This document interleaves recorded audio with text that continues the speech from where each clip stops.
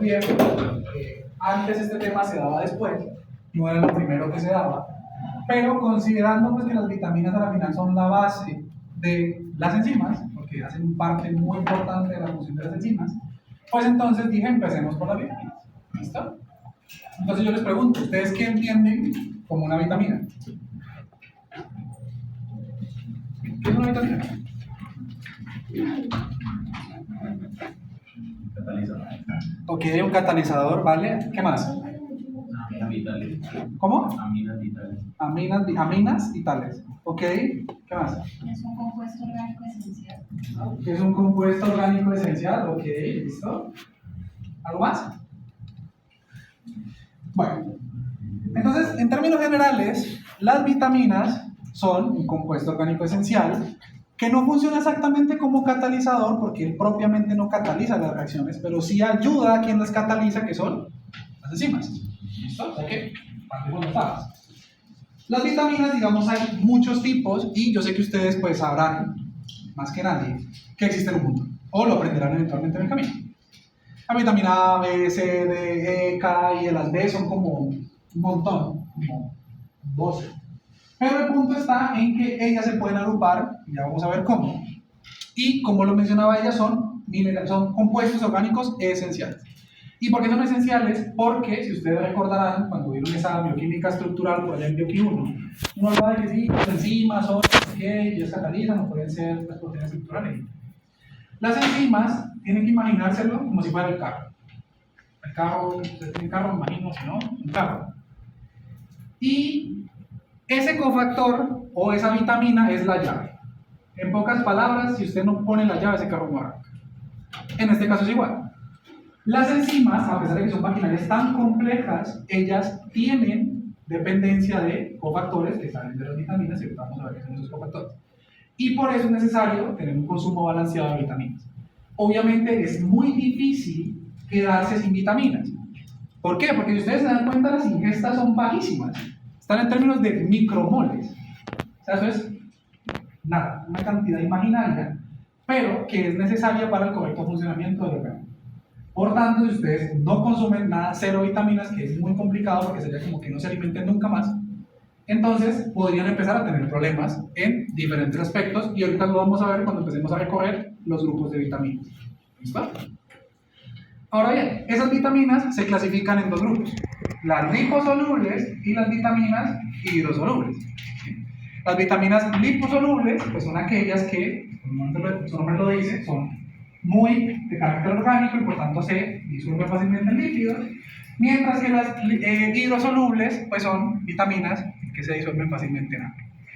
Y dentro de esa clasificación pues tenemos los siguientes grupos, son vitamina A, vitamina D, E y K, y en las solubles, vitamina C, todas las del complejo B. ¿Listo? Que ahí pues vamos a ir recorriendo las más importantes. Como se dan cuenta, también hay algunas que son esenciales y no esenciales, es decir, esenciales en el sentido de que si no las consumimos podemos poner en riesgo la vida de nosotros, y no esenciales que, bueno, no las comemos usualmente, pueden haber problemas, pero no es el fin del mundo. ¿Listo? ¿Hasta aquí? ¿Claro la clasificación? Pues ahora empecemos con ya al detalle de cada una de esas vitaminas. Empezamos con la vitamina A. La vitamina A es ese compuesto que, no sé si ustedes echaron ese cuento cuando eran más pequeños, que decían que no, que se había que comer zanahorias, que porque si no nos íbamos a quedar ciegos. Bueno, eso es mentira, claramente ya lo sabemos, pero el punto es que sí tiene una relación con el componente visual. Entonces, esa vitamina A básicamente se obtiene de alimentos que por lo general tienen el color amarillo o naranja. Ejemplo, pues aquí hay un montón, la papaya, la zanahoria, la más conocida, pero incluso puede estar presente en menor concentración en productos como por ejemplo la leche y el huevo. Normalmente de estos alimentos se obtiene lo que se conoce como los betacarotenos, ¿sí? Que son moléculas que se producen principalmente o se producen por las plantas y que tienen esta estructura de aquí. Esto nosotros no lo podemos utilizar, es demasiado grande. Entonces hay enzimas que lo que hacen es escinden esta molécula como a la mitad y crean una de las moléculas activas que hace parte de la vitamina A, y eso quiero que lo entiendan, y es que la vitamina A o las vitaminas en general no son una sola molécula, son un compendio de moléculas, dentro de las cuales pues hay unas más relevantes que otras. ¿Listo? Entonces, dentro de la vitamina A tenemos, por ejemplo, el retinol, ¿sí? Que después se oxida a retinal o ácido retinólico y que son muy importantes para los ojos. Y esto es por varias razones. Bueno, por los ojos y otras cuantas cosas.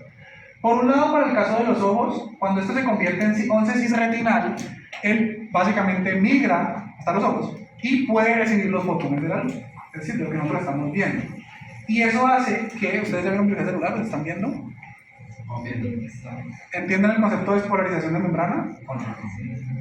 Bueno, las células básicamente, así en términos muy generales, pueden hacer intercambio de iones. Y ese intercambio de iones hace que a través de la célula recorra una carga. Y eso hace cosas. En el caso de los ojos, ese cis retinal lo que hace es que promueve ese movimiento de una carga a lo largo de las células que hace que podamos ver. Entonces, profe, si yo no como vitamina A, ¿me voy a quedar ciego? No. Pero puede pasar que, por ejemplo, tengamos alteraciones en la córnea y, por ejemplo, en horas de la noche perdamos visión. Porque como los ojos no son capaces de captar bien la luz, entonces por la noche no vemos nada. ¿Listo? Entonces por eso les digo, son vitaminas que no consumirlos, no nos vamos a morir, no se fin del mundo. Pero son muy importantes. Ahora bien, a pesar de eso, y también quiero que entiendan esta otra parte, las vitaminas, a pesar de que son muy buenas y necesarias, pues también el exceso, como todo en la vida, es malo. ¿Listo? Entonces, todas las vitaminas, como todo lo que ustedes van a ver en la vida, medicamentos, alimentos, incluso agua, si ustedes superan la ingesta recomendada hacia un exceso, pues va a ser malo. Todo, absolutamente todo. Y en este caso, pues, en el caso de la vitamina A, puede tener un efecto teratogénico en los labios. Es decir, mujeres embarazadas, calma con la vitamina A, porque si no, pues puede tener efectos sobre el cuerpo. ¿Listo? ¿Preguntas hasta aquí? Siguiente vitamina, la vitamina D. En el caso de la vitamina D, nosotros tenemos, es el cuento de póngase al sol para que produzca vitamina D, no sé si lo han contado, se lo han dicho. En mi caso sí, porque yo hubiera pasado en pandemia mucho tiempo en mi casa, no salía. Entonces mi mamá me criticaba de que tenía que salir, ponerme al sol, y no sé. Y en ese momento pues no entendía mucho. Pero el caso es que la vitamina D es una vitamina que, a diferencia de muchas otras, puede obtenerse o sintetizarse en el organismo. Es decir, la podemos obtener a partir de la ingesta, en este caso de hígados o aceite de pescado, pero también nosotros la podemos producir. ¿Y cómo se produce? A partir del colesterol. Profe, entonces, ¿por qué no tiene que ponerse al sol para producir vitamina D? Porque el sol y los fotones que salen del sol son los que oxidan ese colesterol y lo transforman en una molécula. Luego eso tiene un paso muy largo, eso tiene que ver relación con el nivel de calcio, que pues es básicamente el flujo de la vitamina D. Pero la vitamina D viaja hasta el hígado, tiene un primer cambio, luego viaja hasta la glándula suprarrenal, tiene otro cambio, y al final termina en lo que se conoce como el colecalciferol.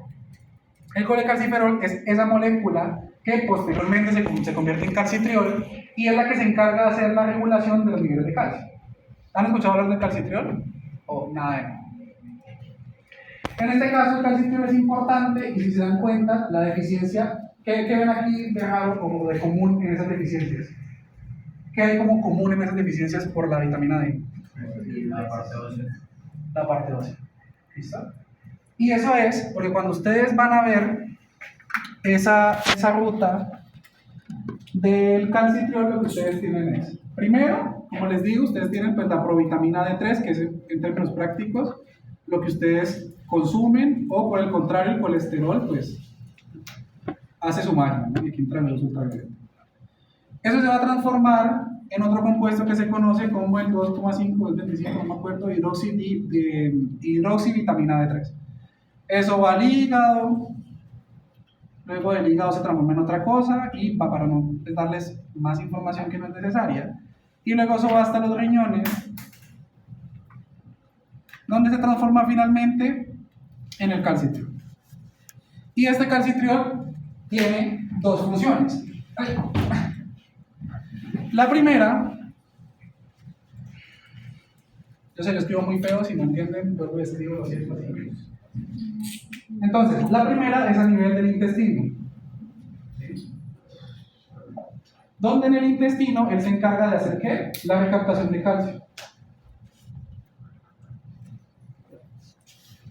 Eso hace que, por ejemplo, nosotros no perdamos tanto calcio y siempre haya calcio a nivel sistémico. Y la segunda Pues esa ya les da indicios de, bueno, porque es importante para mantener el calcio. Pero bueno, ¿por qué entonces hay problemas óseos? Porque recuerden que cuando el calcio disminuye, no sé si ya vieron eso, es que no sé cómo, qué han visto, qué no han visto, pero cuando el calcio disminuye, ¿qué pasa con los huesos? ¿Y por qué se vuelven frágiles? ¿Saben? ¿Cómo? Esa es la enfermedad. ¿Pero qué la desencadena? La mala del calcio. Exactamente. Bueno, nosotros tenemos bajo calcio porque, no sé, no tenemos, imagínense, no tenemos vitamina D, no se produce calcitriol, no se hace la recaptación de calcio. Entonces, a nivel de los huesos, pues hay que regular, porque nosotros no nos podemos quedar sin calcio. De hecho, ahorita vamos a ver que hace parte de la lista de cofactores metálicos. Entonces, el calcio disminuye, y entonces, ¿qué va a pasar en los huesos? Que en los huesos hay dos series de células, que se llaman los osteoblastos y los osteoclastos.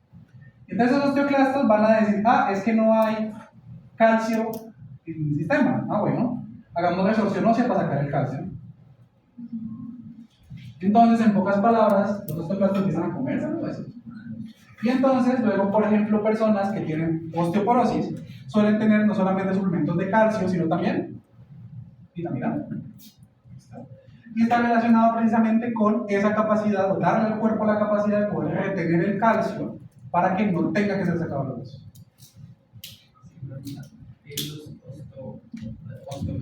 Osteoclastos.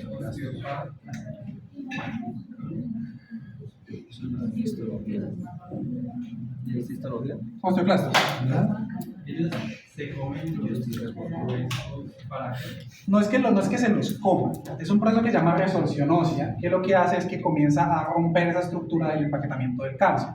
Y eso lo hacen porque ustedes tienen que imaginarse, o sea, imagínense, y eso es lo que quiero que se lleven desde la clase de hoy, y es que ustedes tienen que imaginarse el cuerpo de ustedes como una fábrica gigante. Y yo sé que es complicado porque vamos a ver muchísimas cosas, pero piensen que esto es una fábrica gigante.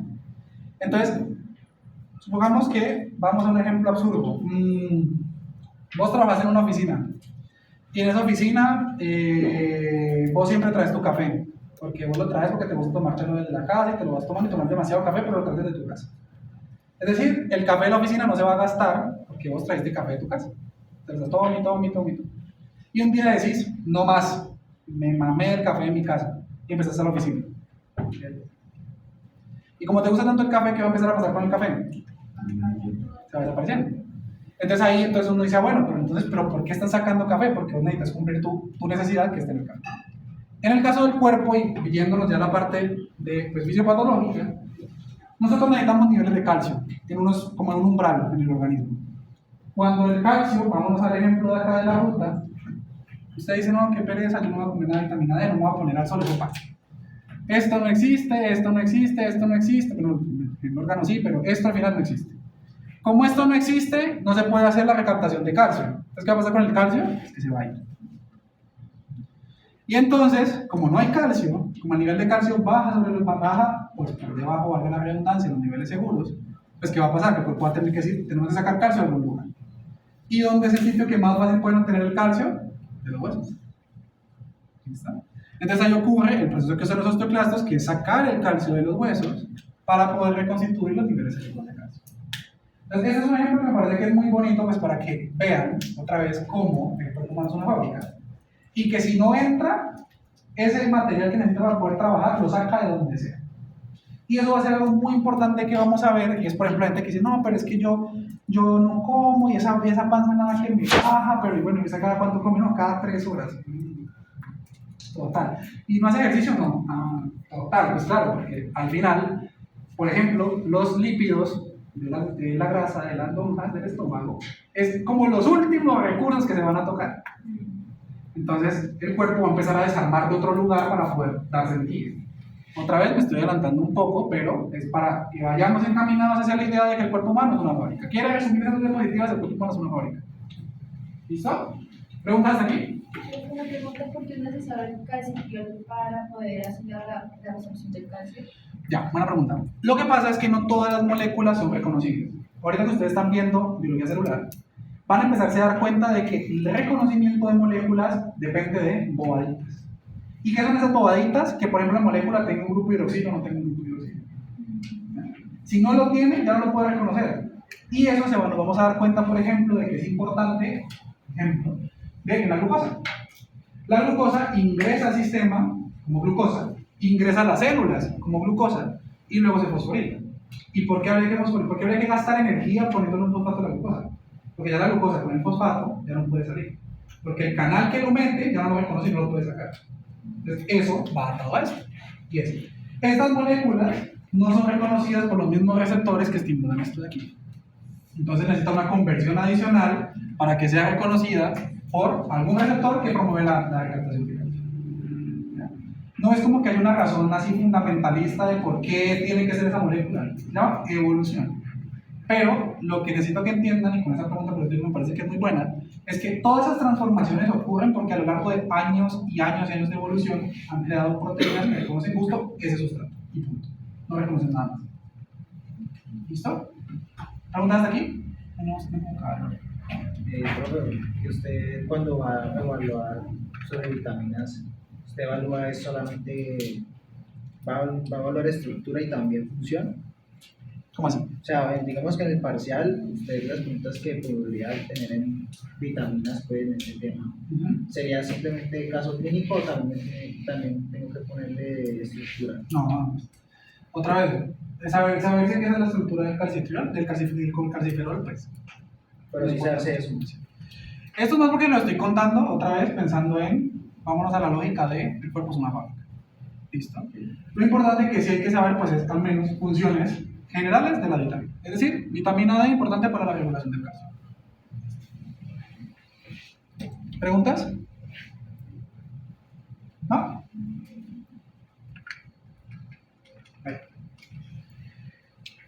Tercera vitamina, la vitamina E.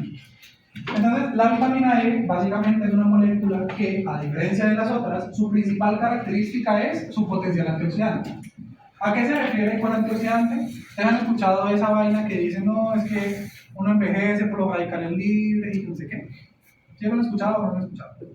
Que hay gente que toma cosas y por los radicales libres.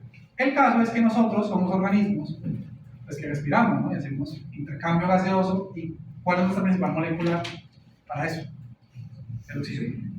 Y el oxígeno, por desgracia, genera especies reactivas, o sea, moléculas químicas que son altamente reactivas. Es decir, reaccionan con lo que hay. Y eso hace que, por ejemplo, nosotros podamos tener algunos problemas metabólicos que veremos después, pero que esas moléculas básicamente están asociadas, por ejemplo, al envejecimiento. Y bueno, uno dice, bueno, pues igual es inevitable, voy a envejecer, eso no solamente son radicales libres, son un montón de cosas. Pero en términos, por ejemplo, y en este caso de la vitamina E en el cerebro, que haya reacciones oxidantes de las proteínas del cerebro, pues estaría como grave.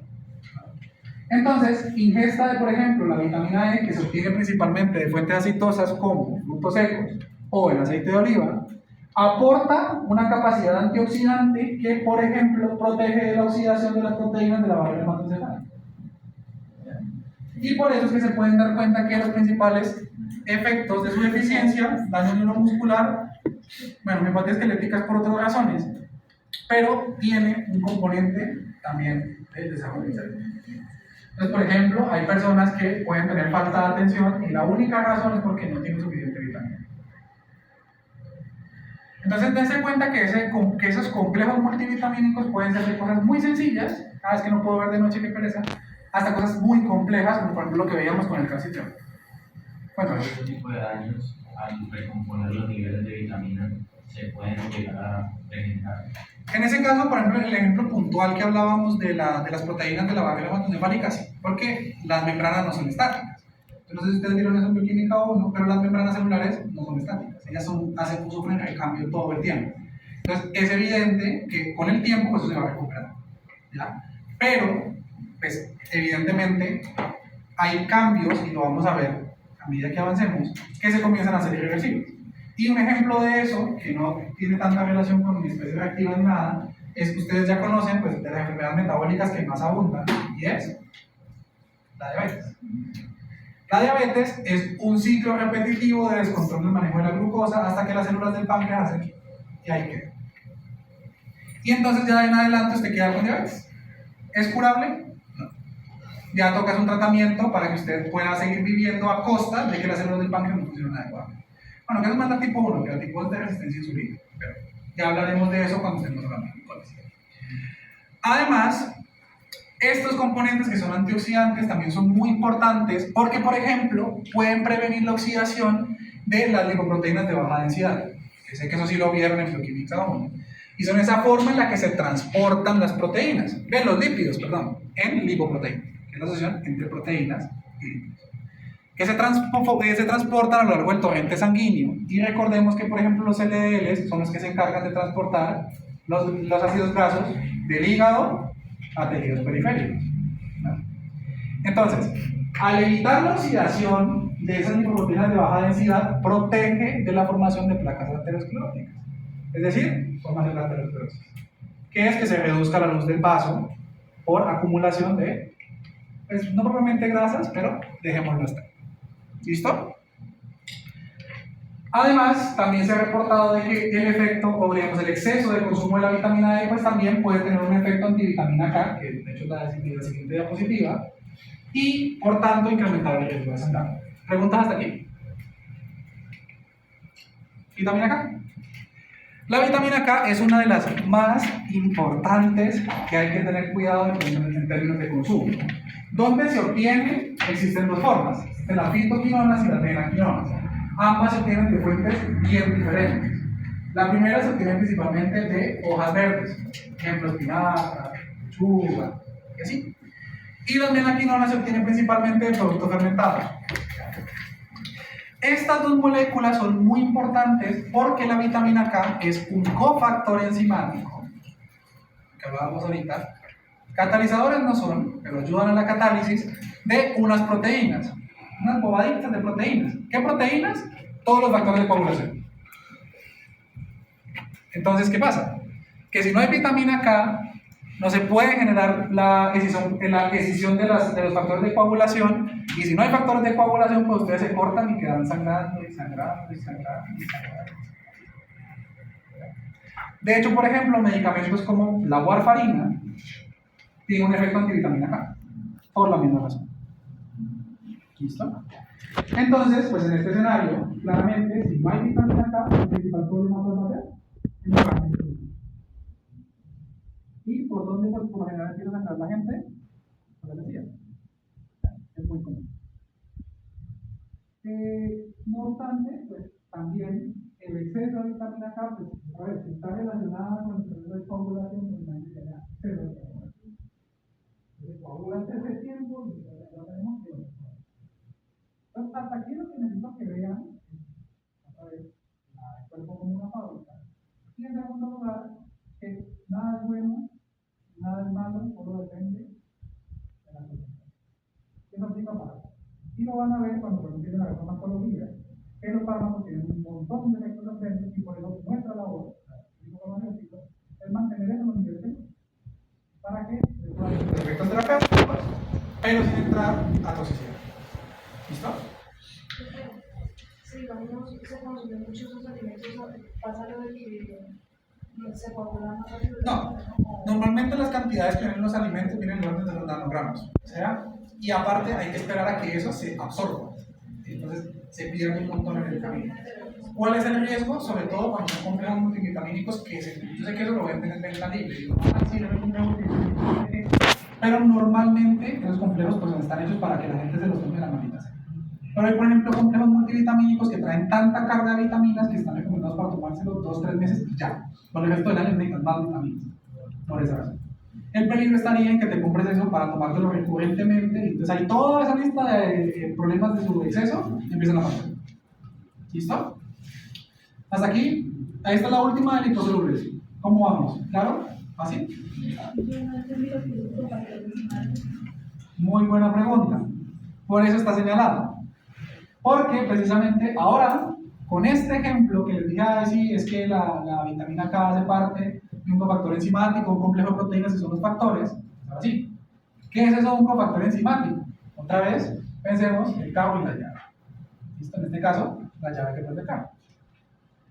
¿Qué es un cofactor enzimático? Que estaba justo en la siguiente diapositiva. Un cofactor enzimático básicamente son moléculas adicionales que no hacen parte de la estructura de la proteína per se, pero que pueden o alteran su funcionalidad. Es decir, la llave del carro. Entonces, quédense con eso. El carro, si usted no le pone la llave y la gira, no prende. Así funciona un cofactor enzimático. Vale. El cofactor enzimático no va a cambiar la forma en la que la reacción ocurre propiamente. De hecho, aquí esta imagen pues, suele ponerse mucho, porque el cofactor enzimático es como que él se amolda la enzima para darle la forma necesaria para que pueda reconocer a su sustrato. Y ahí podemos tener el cambio entonces de lo que sería una enzima, que se conocen como apoenzimas, que son enzimas que no tienen actividad catalítica, es decir, están ahí quietas, el carbo apagado, y se transforman en holoenzimas una vez se unen a su cofactor, que sería el carbonamida. ¿Listo?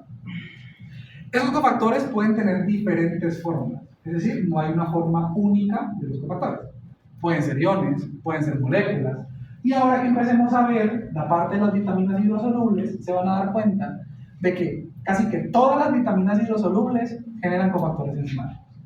¿Listo?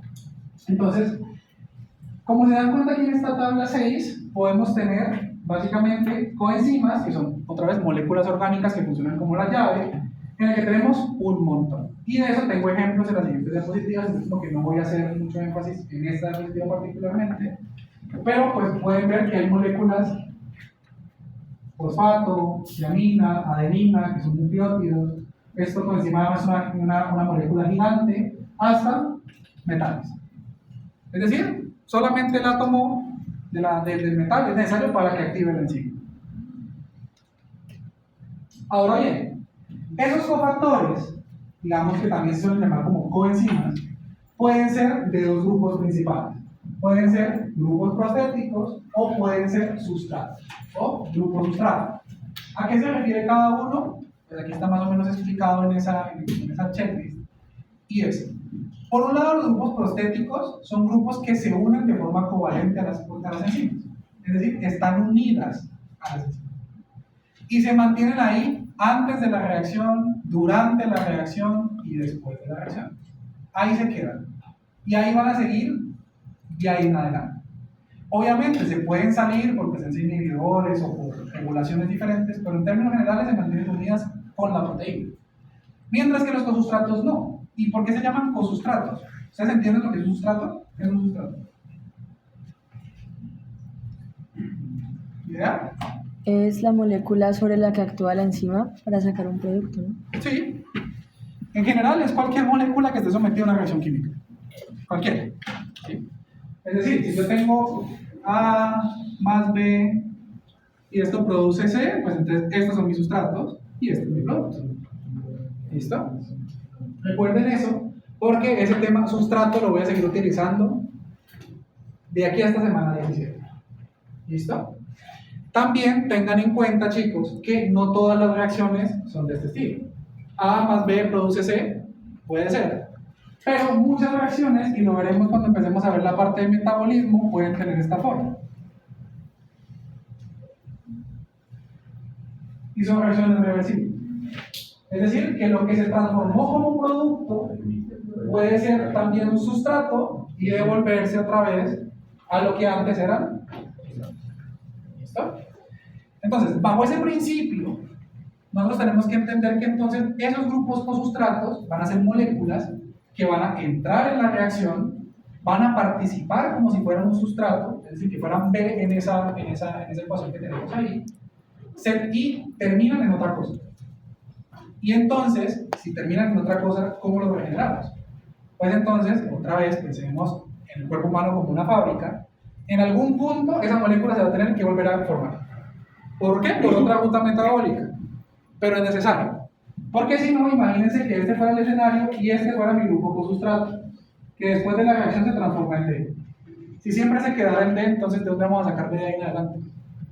Tocaría estar coma para sacar ese B. Pero metabolismo y la evolución es sabia y ha creado rutas en las que D puede reaccionar con otra cosa y eso se transforma finalmente otra vez en D que vuelve a entrar en la reacción. O algo así. Lo iremos viendo a medida que avance la clase. Por eso les digo, aquí es como introducción a muchas cosas. ¿Listo? Entonces, diferencias entre grupos prostéticos y cosustratos. Primero, forman uniones fuertes y irreversibles con la proteína, solo aplica para los prostéticos. Pueden ser moléculas orgánicas o organometálicas, en ambos casos. Tanto para cosustratos como prostéticos pueden ser moléculas orgánicas o metálicas, complejos. Se mantiene unido durante la reacción y luego es liberado. Solo aplica para el caso de los cosustratos, porque recuerden, los grupos prostéticos se mantienen unidos a la enzima después de terminar la reacción y necesitan ser regenerados. Los grupos prostéticos no, porque siguen pegados a la enzima. Mientras que para los cosustratos pues, necesitan regenerarse porque se perdió o se consumió durante la catálisis. ¿Listo? Ejemplo de esto, y que lo vamos a ver por mil en todas las rutas metabólicas, moléculas como el FAD o el NADH, que son básicamente moléculas que interaccionan en reacciones de óxido-reducción. Y son moléculas que se consumen, y se consumen, y se consumen, y en algún punto de ese mismo flujo metabólico vuelve y se regenera. ¿Listo? ¿Preguntas hasta aquí? Esas moléculas son prostéticas. ¿Son qué? Prostéticas. No, estas, Ajá. recordemos, entran en la reacción, se produce otra cosa y luego se regeneran para volver a entrar en la reacción. ¿Qué serían entonces? Un cosustrato. ¿Listo? No son moléculas prostéticas. Y las prostéticas que no tienen. Las que se mantienen pegadas a la No se enzima. necesitan regenerar. No porque no cambian. Es decir, se quedan pegadas a la enzima. Y por ejemplo, ahorita vamos a ver un ejemplo de ellos que es la biotina. La biotina está pegada a muchas enzimas, entonces ella está ayudando a catalizar la reacción y ya cambia a medida que va avanzando la reacción, pero nunca se suelta la proteína. Entonces funciona como un grupo prostético. ¿Listo? Ahora, eso en términos pues, de las moléculas orgánicas ya hemos visto pues, algunos ejemplos. Y en el caso de los metales existen adicionalmente dos clasificaciones diferentes, que son metales como puente y metales combinados. La diferencia es fácil. Si el metal está unido a la enzima y se mantiene de forma permanente, es un metal combinado. Cualquier otra cosa es un metal como puente. ¿Ya? Entonces, ejemplo clásico de esta, el hierro en la hemoglobina. El centro del grupo hemo de la hemoglobina tiene hierro. Y sus estados de oxidación son los que permiten que podamos fijar el oxígeno. Si el hierro se estuviera metiendo y quitándose de la hemoglobina, primero no tendría la estructura que tiene. Y segundo, si no tiene la estructura, ¿cómo capta oxígeno? No hay forma. Entonces, en el caso del hierro, estamos hablando entonces de metales combinados. Otro ejemplo son enzimas del citocromo. ¿Qué son enzimas del citocromo? Todo lo que procesa medicamentos. Cada que usted se toma un medicamento, eso va a llegar al hígado y enzimas del citocromo lo transforman en otra cosa para que se pueda metabolizar o funcionar. En ese caso, son metales que se encuentran pegados a las enzimas. ¿Y por qué suelen estar ahí? Porque, si se dan cuenta, son metales con varios grados de oxidación y, por tanto, puede servir muy bien para transportar electrones. En el caso de los metales como puente, son metales que entran a la reacción, participan en la reacción, pero no hacen parte estructural de la proteína. ¿Y el ejemplo típico de eso es cuál es? El magnesio. ¿Y por qué el magnesio? Porque ustedes creo que ya vieron lo que fue transcripción, traducción y toda esa parte del ADN, ARN. Pues sin el magnesio, la RNA polimerasa no funciona. Es decir, ustedes no podían duplicar su ADN ni expresar el ADN si no hubiera magnesio. De hecho, cuando ustedes, por ejemplo, no sé, van a ver, no sé si se acuerdan del COVID, que en la época del COVID habían las pruebas PCR. ¿Se acuerdan de eso, las pruebas PCR para la detección del COVID? Era básicamente una reacción de amplificación por una polimerasa. Y yo he trabajado con eso. Y si usted no agrega magnesio, no da nada. ¿Y por qué no da nada? Porque es el cofactor que necesita la enzima para poder funcionar. ¿Listo? Claro, la clasificación de metales. Sí, yo sé que ha sido como mucha info, pero he tratado como de resumirlas. ¿Claro hasta aquí? ¿Seguros? ¿Todos? Ahora bien, una vez listo o entendido el concepto de cofactor, entonces pasémonos ahora sí al otro grupo de vitaminas. En este caso, tenemos las vitaminas hidrosolubles. ¿Cuál es la principal vitamina hidrosoluble más conocida? La vitamina C. La vitamina C, eso hay suplementos por montón, gomitas, tabletas masticables, tabletas efervescentes, eso hay de todo. ¿Sí? Pero normalmente nosotros ingerimos vitamina C cuando consumimos fresas o frutas cítricas. Naranja, mandarina, limón, lo que ustedes imaginen que sea cítrico. Tiene altos contenidos de vitamina C, que también se conoce como el ácido ascórbico. Este compuesto es muy importante, yo sé que existe el mito y lo que todo no está muy bien explicado de vitamina C igual a mejores defensas. Eso no hay evidencia todavía clara de que eso tenga una relación directa, pero lo que sí es que participa sobre todo en la síntesis del colágeno. Entonces no sé si ustedes han escuchado del escorbuto. ¿Alguien ha escuchado qué es el escorbuto? ¿No? Es por escuchar, ¿no? ¿Alguien sabe lo que es el escorbuto?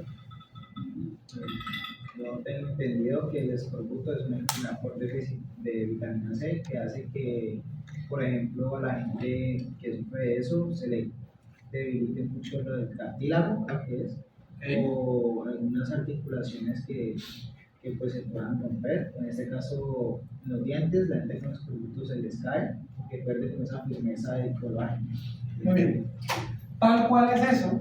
Básicamente el escorbuto fue una enfermedad que dio mucho por allá como en 1600, hizo que antes, no, antes. Que era cuando la gente se movilizaba en barcos todo el tiempo y pasaban meses y meses y meses en el barco.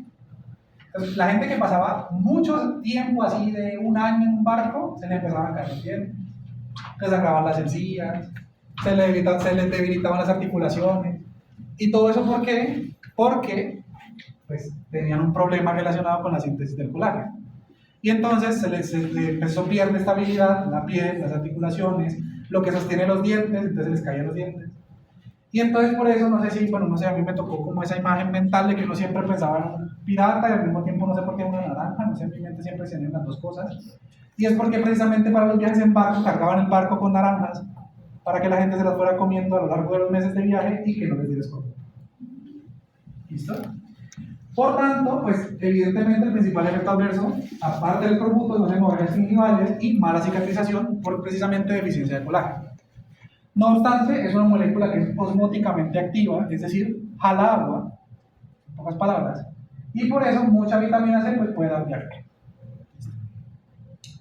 ¿Por qué? Pues porque evidentemente la vitamina C se va moviendo a lo largo del intestino y empieza a jalar agua, entonces va llenando el intestino de agua, y luego tenemos esas, no sé, si les ha pasado que tienen una diarrea así que uno sabe que dura más mucho, que uno tiene que tomar suero todo el tiempo, que no se deshidrata. Puede pasar eso por exceso de vitaminas. Ya de ahí en adelante entramos entonces con las vitaminas del complejo B, que es, como les dije, son un montón. Y dentro de ese montón, pues les traje como las principales, porque son moléculas que van a ir apareciendo conforme avancemos en los grupos de trabajo. ¿Listo? Primera de ellas, vitamina B1, tiamina. Es precursora de esta molécula que se llama tiamina difosfato o que aparece en los libros como TPP. Esa molécula es muy importante, ¿por qué? Porque como se pueden dar cuenta es una molécula que tiene esto. Y más que OH, fosforilos. Y por tanto participa en reacciones como por ejemplo reacciones de descarboxilación del piruvato, es decir, glucólisis, bueno, esa es la gluconeogénesis, o alfa-cetoglutarato, como por ejemplo en el ciclo de Krebs. Es decir, vía aeróbica de producción de energía o pentosfosfatos. ¿Sí? ¿Dónde se obtiene? Principalmente en cereales, legumbres y carnes. Ahí se van a dar cuenta que la carne tiene como casi todo, literal. Entonces por eso es que es importante, no sé, algunos de ustedes aquí es vegetariano, vegano, no lo sé, ¿alguno de aquí aplica? ¿No? ¿Todos son carnívoros?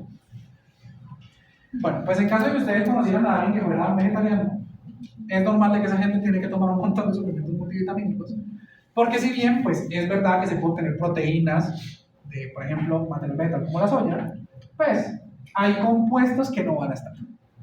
Y por tanto, pues es necesario ingerirlos, porque de lo contrario, pues empiezan a haber falencias metabólicas. ¿Listo? Segundo, vitamina B1, B2, conocida como riboflavina, es la que da como precursor a las moléculas como el FAD. Ese FAD, que es esta moleculota, que se dan cuenta que es gigante, importa solo 20 para aceptar electrones. ¿Y dónde los aceptan? Aquí y aquí. O sea, todo esto además está prácticamente de adorno, para que lo reconozcan las enzimas. Pero esto es lo que básicamente se protona en esa molécula. Y ella está muy involucrada en reacciones anabólicas. Es decir, vamos a ver después. Que casi que la primera mitad del curso es puro catabolismo. O sea que esto no va a aparecer tanto, pero aquí. Vitamina B3, niacina, el precursor del NAD+, y el NADPH, que son otra vez dos moléculas con potencial de oxidorreducción, que se encuentran, como le dice ahí, son monedas de cambio redox.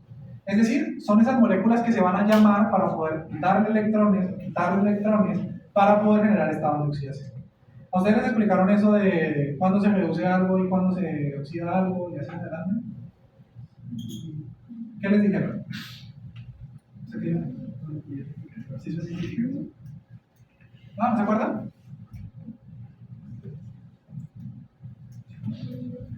Bueno, pues les voy a regalar, porque incluso hasta a mí para mí se me confunden todavía los cables cuando hablo de óxido reducción. Entonces les voy a regalar una mnemotecnia que me cambió la vida en el primer semestre, que era la mnemotecnia del GRP. Gano electrones, me reduzco, pierdo electrones, me oxido. Y con eso se me pierde la confusión de ahí en adelante. ¿Listo? Entonces, se las voy a dejar aquí, a ver si no.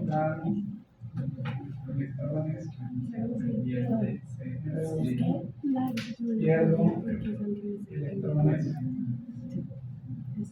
Pues aquí sería me reduzco, me oxido. ¿Listo? Y así lo van a poder ir viendo a medida que avancemos en el curso, y entonces ustedes van a empezar a pensar, bueno, perdió, ganó electrones, es decir, en pocas palabras, perdió, ganó protones, y se hace un poco más fácil.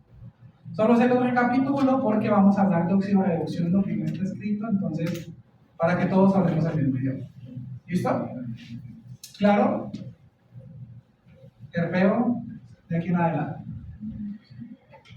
Vitamina B5, pero bueno, esta ya la hablamos, principalmente en carnes, mangas, pescados, legumbres. Bueno, luego vitamina B5, ácido pantoténico, el cual es el precursor de, otra vez, si este era el más importante para los cambios redox, este es el más importante para el transporte de ácidos, es decir, 2 carbonos. Toda esta molécula gigante que se conoce como el CoA, ustedes han escuchado hablar del acetil-CoA, y no sé si ustedes ya empezaron o a ustedes les tocó, porque a mí me tocó en esa época, pues ese ciclo de Krebs con ese rap que hay por ahí en YouTube, se llama el rap del ciclo de Krebs. No sé si ustedes lo conocen. Si no lo conocen, es una buena mnemotecnia para aprender el ciclo de Krebs. Es un rap que literalmente canta el ciclo de Krebs. Y entonces siempre se va a hablar de la acetil-CoA por aquí, acetil-CoA por allá, y básicamente es esta molécula, solo que aquí va a tener 2 carbonos de más. Ya, eso es todo. Y esa molécula, debido a este grupo de aquí, que se conoce como un grupo tiol, que ese es el SH, ese grupo funcional conocido como tiol, esto lo hace capaz de poder donar muy fácilmente ese ácido, es decir, esos 2 carbonos. ¿Listo? Entonces, esto va a aparecer sobre todo cuando veamos Krebs y beta-oxidación, porque se van a dar cuenta que ahí la entrada y salida de 2 carbonos es clave para toda la parte del ciclo. Vitamina B6, también conocida como piridoxina, puede dar 2 compuestos diferentes: piridoxinamina fosfato y piridoxalfosfato. Donde es el piridoxalfosfato el más importante porque participa en más de 100 reacciones, es decir, un montón. Y en reacciones de todo tipo: transaminación, descarboxilación, metilaciones, y por ejemplo, la vamos a volver a ver más como a detalle cuando hablemos del metabolismo del glucógeno. ¿Se acuerdan del glucógeno, la reserva energética de los seres humanos? Ponemos glucosa, hacemos cadenas gigantes para poder aguantar mientras ustedes están ahí y se les fue la glucosa del almuerzo. Reservas del glucógeno. ¿Listo? Y este piridoxalfosfato pues está involucrado en la activación de una enzima que rompe ese glucógeno para liberar glucosa. Y que ustedes puedan seguir acá, y por ejemplo aquí es el que se despertó, seguramente ya empezó con la... No, igual, o sea, aquí hay otro aviso que nos dio al inicio. Generalmente les cojo ejemplos, no es personal, simplemente es como por usarlos de ejemplo, pero no se lo tomo personal, que no es determinado. Vitamina B7, biotina. Como les menciono, la biotina es muy importante porque suele ser parte de un montón de enzimas. Es decir, está metida dentro de las enzimas y se debe a que este anillo de aquí, este heterociclo, es muy reactivo. Y al ser muy reactivo permite catalizar un montón de reacciones. ¿Mediante la transferencia de qué? Pues de enlaces a este centro de aquí. Está principalmente en carboxilasas, que son carboxilasas dependientes de biotina, o sea, sin biotina no funciona. Y se encuentra principalmente en hígado, huevos, nueces, etc. Creo que esta es la última de la que vamos a hablar, que es la vitamina B12, también conocida como la cobalamina. Y el tema con la cobalamina es que es esa vitamina que no tiene ese nombre propiamente, pero es la que le suelen recomendar a las mujeres embarazadas. ¿Cómo se llama? Ácido fólico. Ácido fólico. ¿Listo? Que es muy importante para el desarrollo embrionario. ¿Cómo? Ejemplo. Y entonces, esta se toma principalmente de hígado, carnes, pescados, pero también para el caso de una mujer embarazada. Porque como hace el metabolismo por dos, pues hay que complementar. ¿Y por qué es importante, en este caso la cobalamina? Porque es el precursor del folato y el folato del ácido fólico. Y el ácido fólico está relacionado con la síntesis nada más y nada menos que de ácidos nucleicos. Entonces, si no hay una correcta síntesis de ácidos nucleicos, pues imagínense cómo se desarrolla el feto. Y eso, bueno, listo, me muero embarazada, entonces yo me desentiendo de la cobalamina. Pues no, porque también está muy involucrada en la síntesis de ácidos nucleicos, sobre todo en células sanguíneas. Entonces, ay, es que luego el paciente tiene anemia megalódica. Y ¡pum! Deficiencia de vitamina B12. ¡Qué sorpresa! Y eso porque ocurre porque como no hay suficientes ácidos nucleicos, cuando las células se van a dividir, se quedan a la mitad, que no tienen cómo seguir, entonces la célula finalmente no se divide y queda más grande. Entonces ahí terminan, por ejemplo, con algo así, que son glóbulos rojos más grandes de lo normal, y neutrófilos con núcleos multinodulares, pero ya al extremo. Como ustedes sabrán, creo que ya los habrán visto, los neutrófilos tienen lo que se conocen como núcleos multinodulares, como núcleos alargados, que no son propiamente un círculo como en el resto de las células, y que normalmente están compuestos por 3 segmentos, por lo general, en una célula sana. Cuando el paciente lo que suele ocurrir es esto: células con 7, 8 lóbulos. Precisamente porque son problemas que ocurren en las células durante la división. ¿Cómo? Al tener un neutrófilo más grande. ¿Se acuerdan cuál es la función de los neutrófilos? ¿Para qué funcionan los neutrófilos?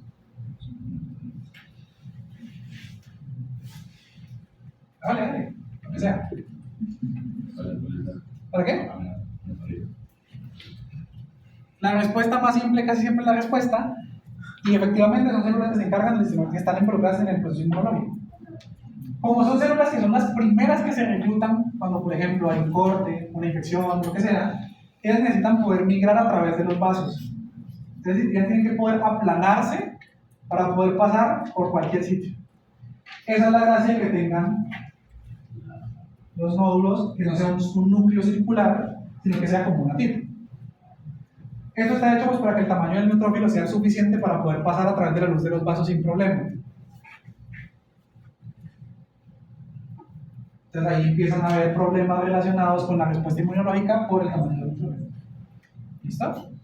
Entonces dense cuenta como todas esas interacciones o todas esas cosas pues al final tienen un efecto, y esto solamente no es un tema de ay no me voy a alimentar bien porque qué pereza, a punta de galletas y agua o a punta de comer salchipapa todos los días me mantengo, porque es posible que sí, si usted quede vivo usted no se va a morir, pero a nivel metabólico está jodido por todos los lados cuando lo pueda. ¿Listo? Entonces, bueno, aquí ya tenemos, ya en términos generales, como les menciono, pues más iones que están presentes en diversos procesos metabólicos. Esto pues prefiero como no hacer tanto inciso ahorita, porque igual lo seguimos viendo conforme avancemos con el tema de las enzimas. Solamente pues era como recordarles que, a pesar de que tanto hablamos de moléculas orgánicas, pues no son las únicas. Entonces que no se sorprendan de que eventualmente veamos proteínas o enzimas que estén asociadas a alguno de estos compuestos. ¿Listo? Solo como rebobinar.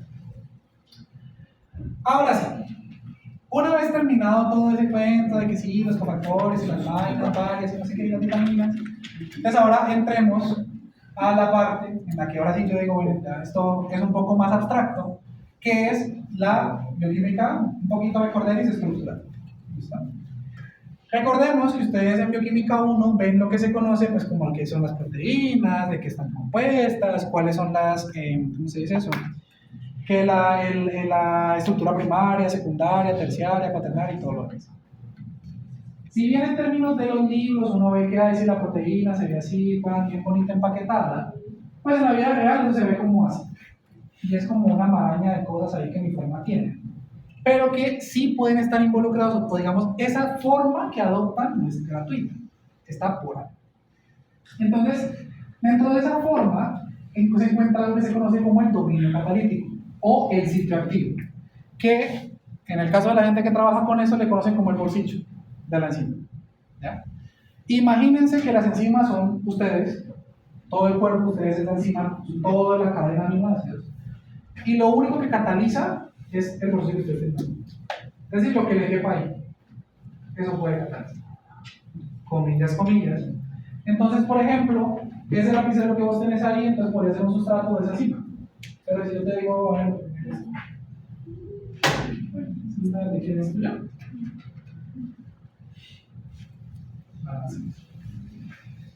Ponete ese termo ahí. Seguramente no va a acabar. Pues no es literal, es retórico. Entonces, esa interpretación del tema del bolsillo es muy importante. Ahí se cambió la diapositiva. Porque ese bolsillo es el que le va a terminar dando, de cierta forma, la especificidad a la enzima.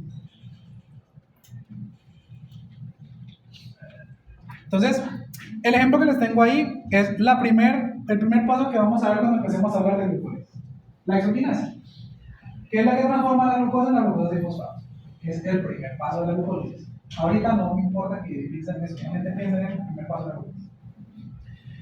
Esta enzima, como se dan cuenta, ¿qué están viendo? ¿Qué tiene? ¿Los qué? Dos dominios. ¿Y qué es un dominio? ¿Qué? Un grupo de proteínas compuestas, ¿ok? ¿Ahora iban a decir otra cosa? ¿No? Listo. Entonces, los dominios hacen parte de esa estructura cuaternaria de las proteínas y que precisamente son como si fueran dos proteínas que pueden estar pegadas. ¿Listo? Y esos dos dominios son muy importantes porque es lo que le da la especificidad a la exoquinasa. Entonces, vamos a ver un poco por qué. Aquí está como la imagen zoom dentro de ese bolsillo. Y recuerden que esos aminoácidos pues tienen las cadenas laterales que los puede hacer hidrofóbicos, hidrofílicos, con carga, sin carga y demás. ¿Dónde será que escribir? Por acá como para irme a un lado de otro. Entonces, imaginémonos por un momento. Imaginémonos por un momento que ese bolsillo es como si fuera, otra vez, ejemplo del uniforme de ustedes que tiene un bolsillo en la parte de aquí. A nivel micro, eso se ve como si la enzima fuera así, una masa amorfa, y en algún punto él tiene un hueco. Dentro de ese hueco lo que va a haber son residuos dispuestos de aminoácidos. ¿Cuáles? Depende de la forma de la proteína. Entonces, esos residuos lo que van a hacer es que van a disponer sus cadenas hacia adentro, haciendo que esto tenga una particularidad. Es decir, con carga, sin carga, con características ácidas, básicas, alifáticas, hidrofóbicas, no sé. En el caso de la exoquinasa, tengan en cuenta que ella reconoce una molécula de glucosa. No sé si ustedes se acuerdan de la estructura de la glucosa. Yo tampoco me la sé de memoria. Pero eso es una hexosa, que si mal no recuerdo, tiene aquí como un hidroxilo, aquí tiene otro, aquí tiene un CH, o no son así, no, aquí tienes creo que es un H, o algo así. Imaginémonos, no tiene que ser exacto. Entonces, si esta molécula tiene este bloque de grupos, ¿qué es probable que haya aquí adentro? ¿De qué característica tienen que ser esos aminoácidos? Polares, apolares, carga, sin carga. Cargados, sí, de pronto, pero ¿cuál es más importante que esté ahí? ¿Los hidroxilos son polares o apolares?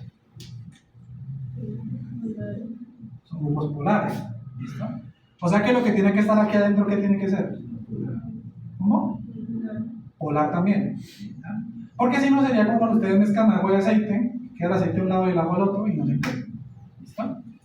Entonces, esa exoquinasa permite el ingreso de la glucosa porque en ese ambiente del bolsillo pues tiene los residuos polares.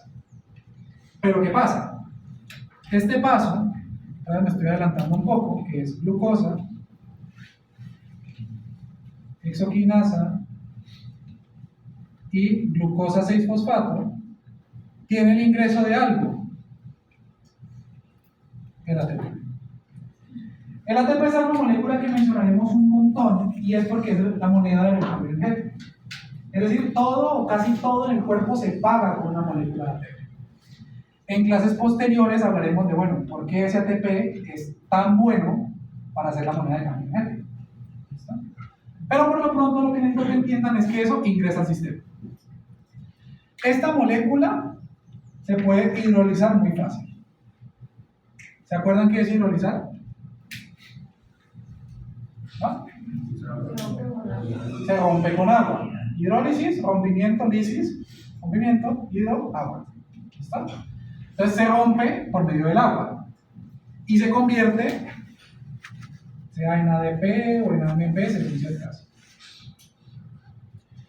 Entonces yo les pregunto, si la enzima necesita que la glucosa interaccione con el ATP, pero que el ATP no interaccione con el agua, ¿cómo le hace? Pero ¿dónde lo va a poner? Porque si los pone acá, pues la glucosa no va a entrar. ¿Dónde los pone? Y si los pone a este lado, entonces ¿cómo entra la glucosa? La pregunta. Esto es un ejemplo de lo que se conocen como cambios conformacionales. Y es que las enzimas pueden cambiar cuando interaccionan con una molécula. Entonces, ¿qué pasa? Que en la imagen, de hecho les expliqué todo esto. Para que entiendan la imagen que está puesta ahí en la diapositiva. Ahí. En la que cuando la glucosa ingresa dentro de esos dos dominios de la exoquinasa, ella se cierra. Y al cerrarse, en esta zona de aquí expone residuos hidrofóbicos que hace que el agua. Entonces entra la glucosa, entra el ATP, reaccionan, pero el agua está por fuera. Entonces en ese escenario, si ustedes se dan cuenta, dentro de este bolsillo, que yo sé que la imagen no se ve muy bien, ¿qué van a encontrar? La glucosa y el ATP, ya, no hay más. Y el montón de residuos que están interaccionando con esa molécula. ¿Listo? Entonces, eso necesito que lo tengan muy presente porque eso va a venir ocurriendo varias veces. No va a pasar una única vez. Va a ocurrir, y va a ocurrir, y va a ocurrir a lo largo de toda la ruta metabólica. ¿Listo? Porque otra vez, tengan en cuenta, y va relacionado con lo que preguntaba usted ahorita más temprano, y es, esto lo hizo la evolución. Y la evolución, ¿cómo lo hizo? A punta de ensayo y error. Entonces, seguramente existía en algún punto de la evolución algo que no hacía esto, y entonces estaba perdiendo ATP, y desapareció porque no era viable, y desencadenó en nosotros que sí podemos tener una exoquinasa que se mueve para cerrarse. ¿Preguntas hasta aquí? ¿Todo muy claro, chicos? ¿Sí?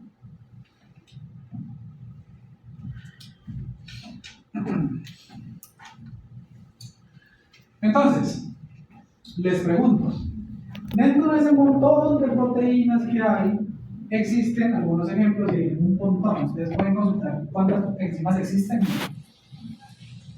Hay bibliotecas y bibliotecas virtuales enteras llenas de estructuras, porque enzimas hay millones. Y dentro de las mismas enzimas, pues pueden haber variantes de esa misma enzima. Entonces hay más.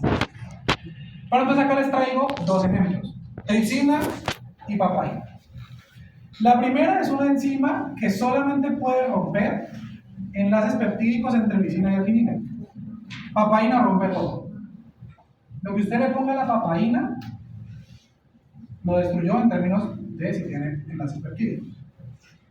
¿Por qué creen ustedes que eso puede pasar? ¿Por qué una enzima solo puede reconocer dos aminoácidos mientras la otra puede reconocer lo que le pongan? ¿Qué creen que está pasando ahí? ¿Qué residuos? Recibe ciertos residuos y la otra requiere. Empecemos con la tripsina. ¿Qué características tiene lisina arginina? Vale, busquen ChatGPT, Google, no sé. ¿Qué moléculas tiene esos aminoácidos? ¿Qué características tienen? Polares, apolares, con carga, sin carga. Aquí en esta clase es muy usual que de pronto los ponga a buscar cosas, entonces pues, ChatGPT a la mano, ahí ve, pregunta técnica, ¿qué residuo tiene la lisina? Y sale.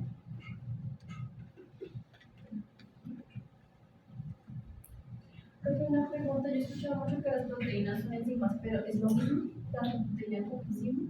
Toda enzima es una proteína, pero no toda proteína es una enzima. ¿Listo? Entonces, las enzimas son proteínas que tienen función catalítica. Es decir, pueden llevar a cabo reacciones químicas. Carga eléctrica y polaridad. Se me va a caer. Mientras que las proteínas son todo el conjunto dentro del cual están las enzimas, pero no todas las proteínas tienen función catalítica. Por ejemplo, hay proteínas que solamente dan estructura membranácea. Esas no tienen función. Los canales, por ejemplo, no sé, las acuaporinas que permiten entrar agua, el canal de los GLUT, que son los que permiten ingresar glucosa, ellos no tienen función catalítica. Ellos no hacen reaccionar nada. Simplemente dan el paso a la molécula. ¿Listo? Entonces, ya ves eso también, todas las enzimas son proteínas, pero no todas las proteínas son enzimas. Ahora sí. Tienen polaridad y la codificación de los codones es triple adenina. Listo. Y Y adenina y guanina. listo. Entonces, son principalmente polares. Y tienen una característica y es que tienen carga. Porque en condiciones acuosas, que es donde están las enzimas, tienen carga positiva. O sea que, ¿qué necesitaría la tripsina para poder captar estos dos aminoácidos específicamente? ¿Qué necesita? Una carga negativa. ¿Y qué aminoácidos le pueden dar esa carga negativa? El aspartato, ácido aspartico. Entonces, esta tripsina, en la imagen mental que hicimos ahorita de la exoquinasa,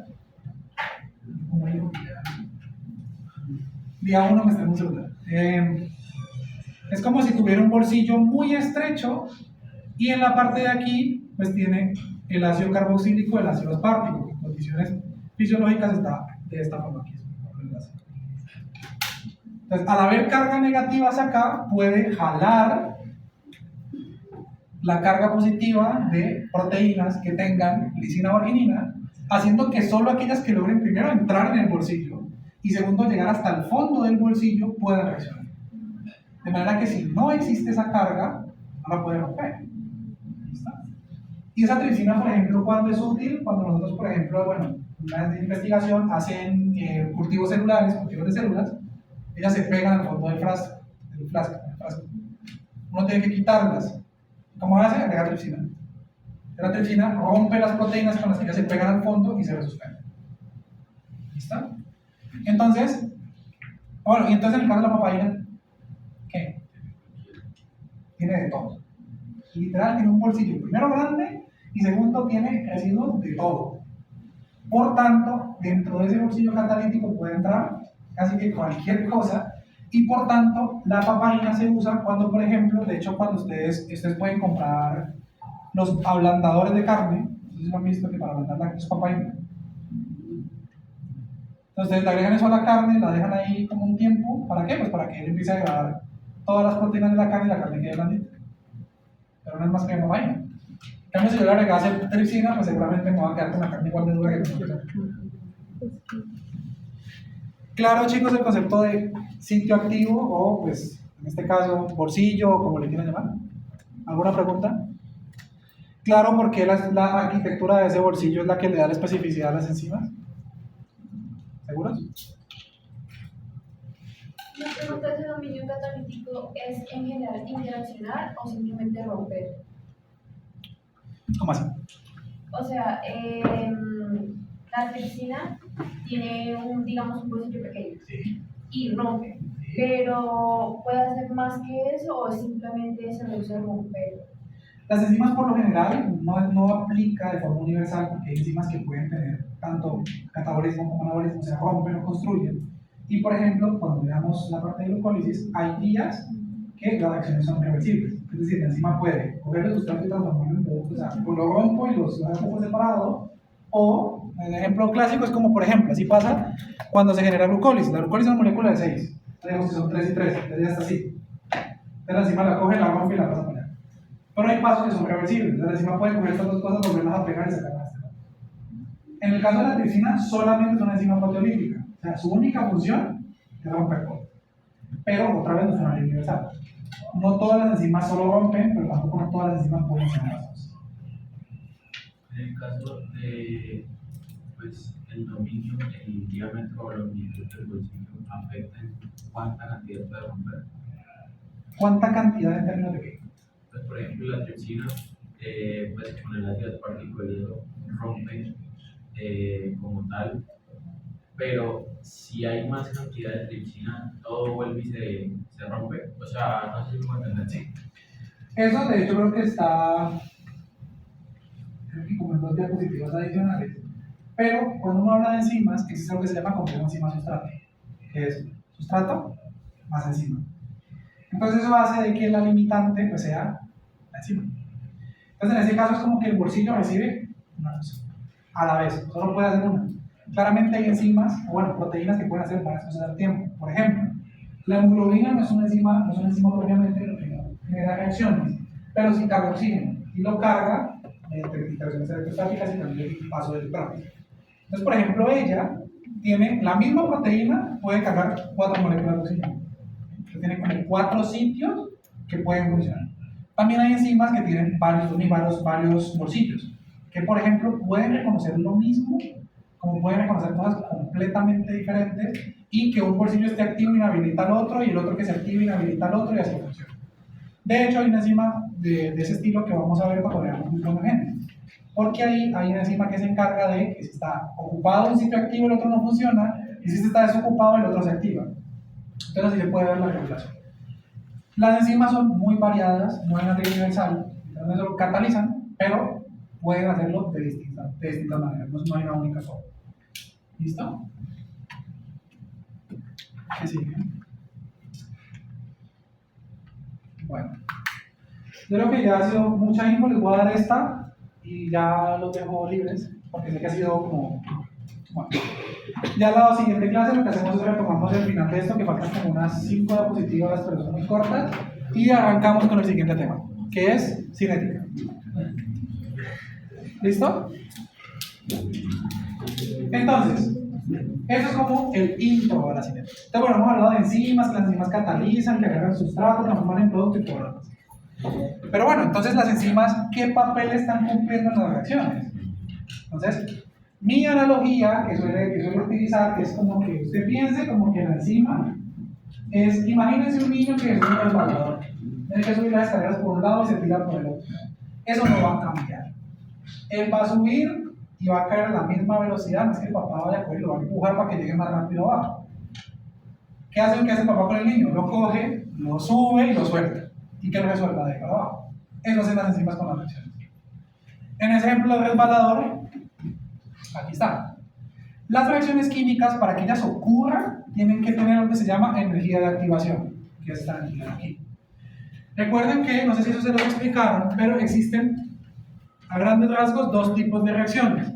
Reacciones exotérmicas o exergónicas y reacciones endotérmicas o endergónicas. ¿En qué se diferencia? ¿Qué es una reacción endergónica y qué es una reacción exergónica? ¿Cuál necesita energía? ¿Cuál? No sé, dígame. ¿Cuál necesita que ingrese energía? Las endotérmicas son las endergónicas y las exergónicas son las que ingresan energía. ¿Listo? Si ustedes vieron eso en reacciones químicas, como de hacerlas, ustedes se darían cuenta que las reacciones exergónicas generan calor. En ese momento no me acuerdo ninguna endergónica, pero por ejemplo, exergónica básica es cuando usted mezcla etanol y agua. Es una mezcla exergónica. No muy caliente, pero uno puede dar cuenta que se alcanza a calentar el vaso cuando mezcla etanol y agua. Endergónica se las queda viendo porque no me acuerdo. Pero en ese caso, las he visto y el vaso se pone frío, porque necesita energía del sistema para poder iniciar. Entonces, si nosotros graficáramos ese sistema, la gran mayoría de estos procesos suelen ser exergónicos. ¿Por qué? Porque la enzima colabora un montón para poder transformar eso en algo que sea favorable. Y además, ahí también entra el ATP, que vayan metiéndose ATP, moneda de cambio súper importante, es la que se va a encargar de que muchos procesos funcionen. Porque si no hubiera ATP, no hay poder humano que mueva eso.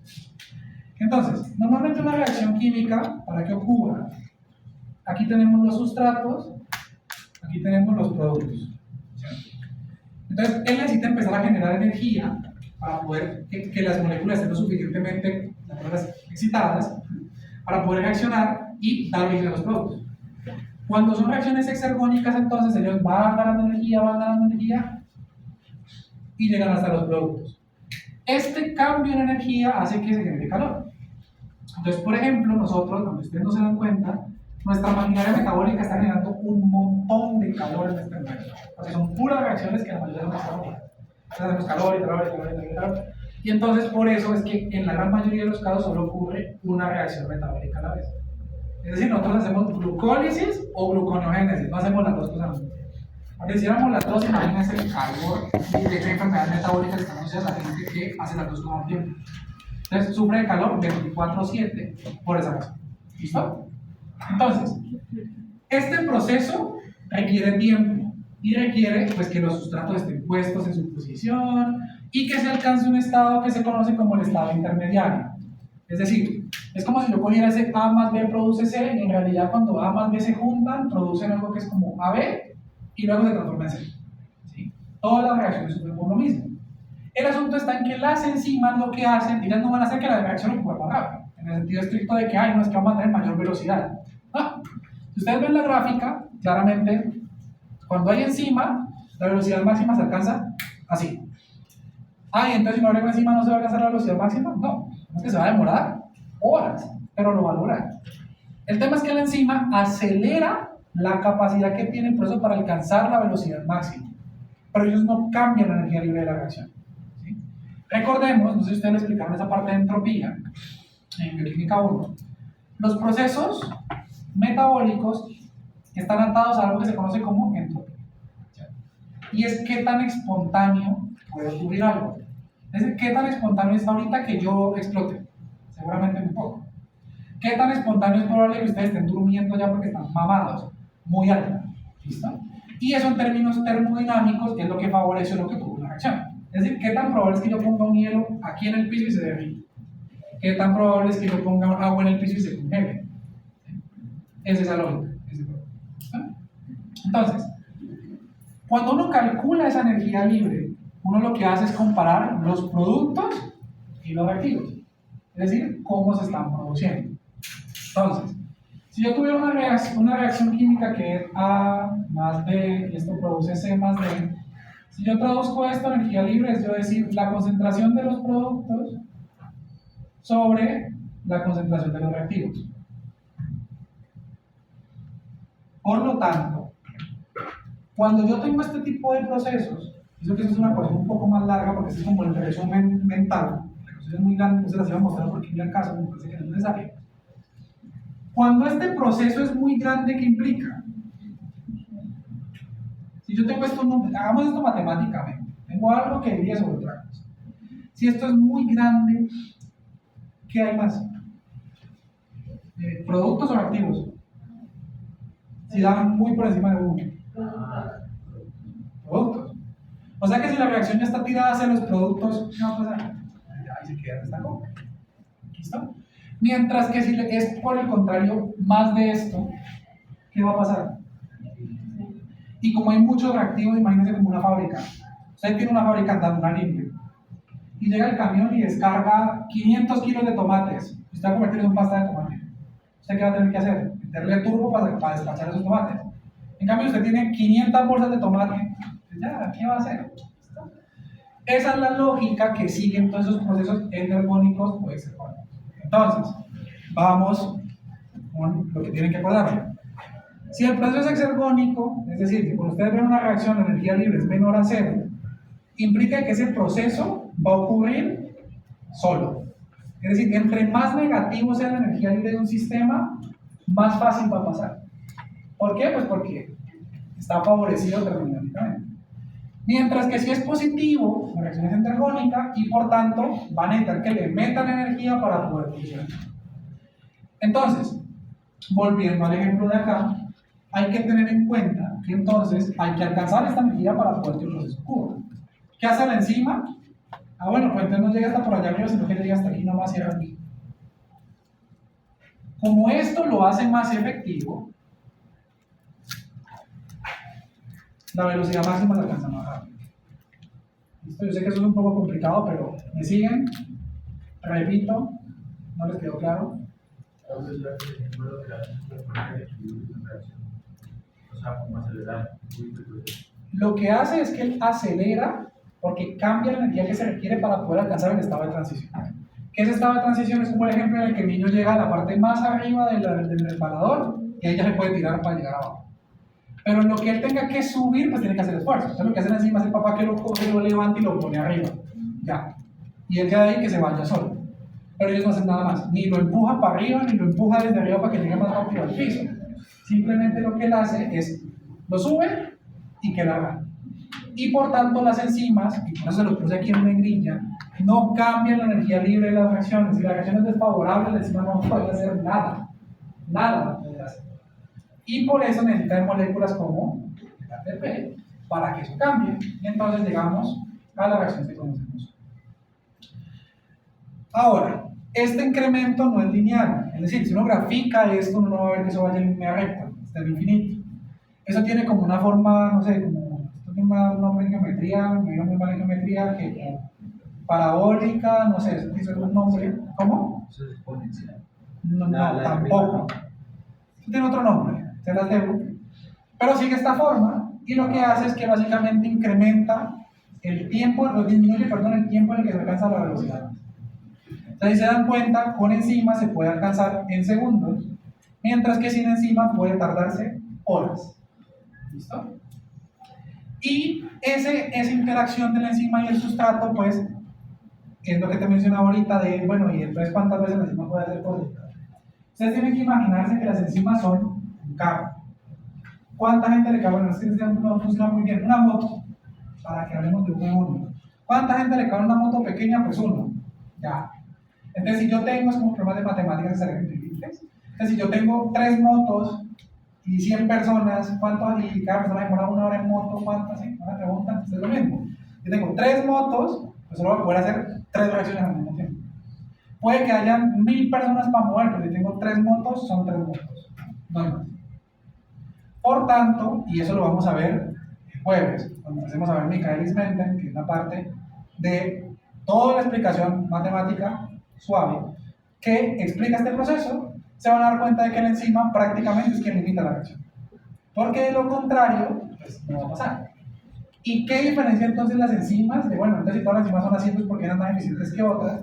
Porque van a haber motos que pueden llegar de 0 a 100 en 3 minutos, ahí hay otro que llega de 0 a 100 en 2 segundos. Y eso es la eficiencia catalítica, pero eso no lo vas a poner para personas. Lo que necesito que se lleven de esto, que va a ser importante para cuando retomemos para Michaelis-Menten, es que este proceso, la enzima es quien regula la velocidad de las reacciones, porque es ella y el estado de ocupación con sus sustratos quien dice cuál es el máximo que puede alcanzar. ¿Listo?